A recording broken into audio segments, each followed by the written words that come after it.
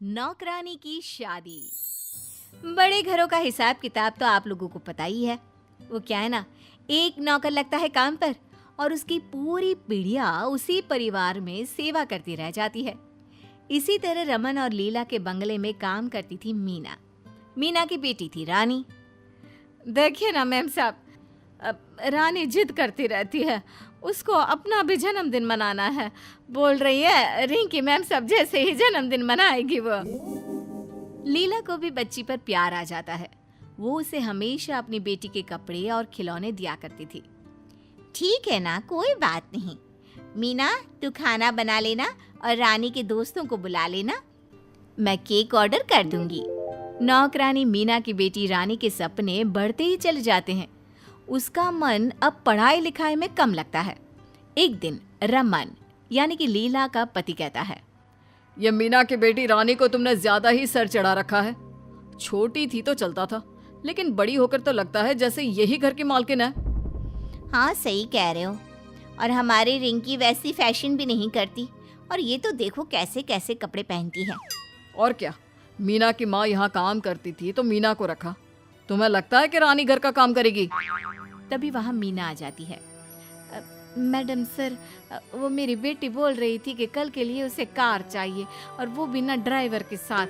नहीं मीना, कल हम लोग बाहर जा रहे हैं और मैंने उसे पैसे दिए थे रिक्शा के, फिर कार क्यों चाहिए? हाँ मीना, तुझे अपनी बेटी को समझाना चाहिए कि वो नौकरानी है तो नौकरानी जैसे रहे। क्यों? अब माँ को उन लोगों की बात अच्छी नहीं लगती। वो वहाँ से चली जाती है। बेटी रानी, वो मालिक को कहीं जाना है तो वो कार नहीं दे पाएंगे।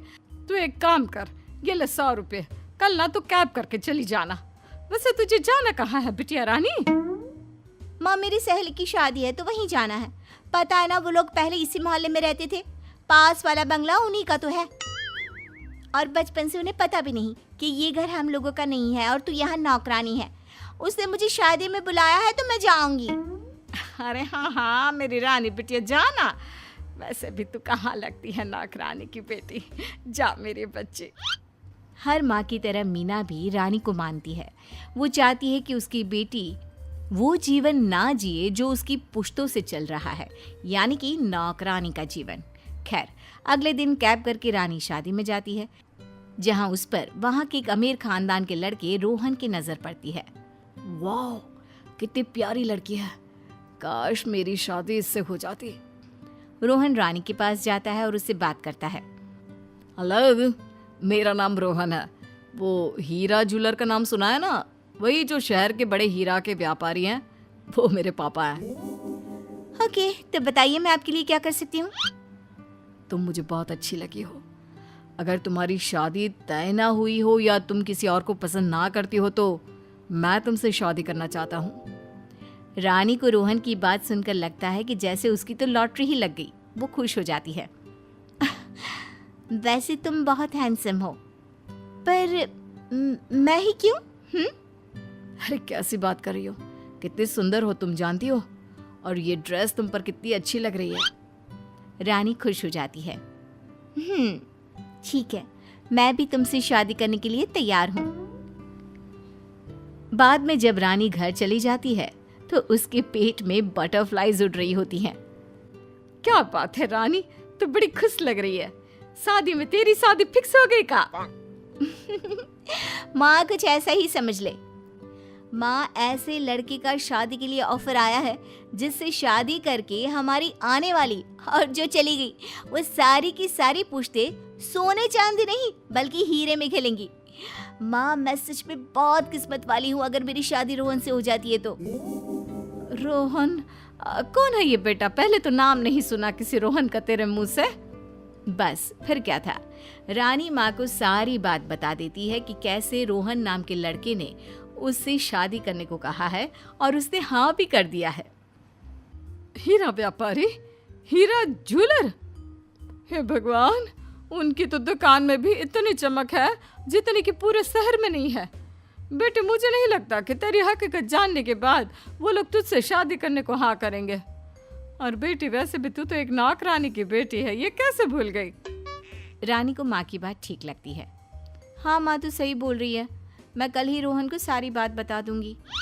अगले रोज बंगले के बाहर एक लंबी सी कार में रोहन रानी को मिलने आता है। वो रानी को फोन करता है। रानी, मैं तेरे बंगले के बाहर खड़ा हूँ, जल्दी से बाहर आ जाओ। देखो रोहन, कल तुमने मुझे शादी के लिए कहा तो मैं बहुत खुश हो गई और हाँ भी कर दिया, लेकिन मैं वो नहीं जो तुम मुझे समझ रहे हो। तुम क्या बोल रही हो? मेरी तो कुछ समझ में नहीं आ रहा। रानी बाहर जाती है, कार में बैठती है और रोहन को सारी बात बता देती है। अच्छा रोहन, बाय, मुझे माफ कर देना। रानी कार से उतरने ही वाली होती है कि रोहन उसका हाथ पकड़ लेता है। सुनो, मैं कल मम्मी पापा को लेकर आऊंगा, तुम तैयार रहना। रोहन चला जाता है और रानी घबराई सी घर के अंदर आती है और सारी बात माँ को बताती है। अरे बेटा ठीक है ना, मैं मैडम जी से बात करती हूँ कि कम से कम कल उन लोगों के उठने बैठने का प्रबंध अपना ड्राइंग रूम में ही करा दे। ठीक है माँ, तुम जैसे सही समझो।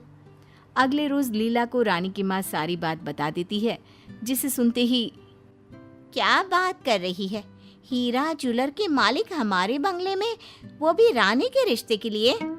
हाँ हाँ मालकिन, विश्वास तो खुद हम लोगों को भी नहीं हो रहा, लेकिन देख लेते हैं। बाकी हर लड़की का भाग्य तो ऊपर वाला ही लिखता है ना। शाम को रोहन अपने माता पिता के साथ आता है। साथ में ढेर सारे तोहफे और फल मिठाई लेकर आता है। आप लोगों का नाम तो पूरे शहर में बहुत है। पहली बार मिलने का मौका मिला, वो भी अपने घर में, कभी सोचा भी नहीं था।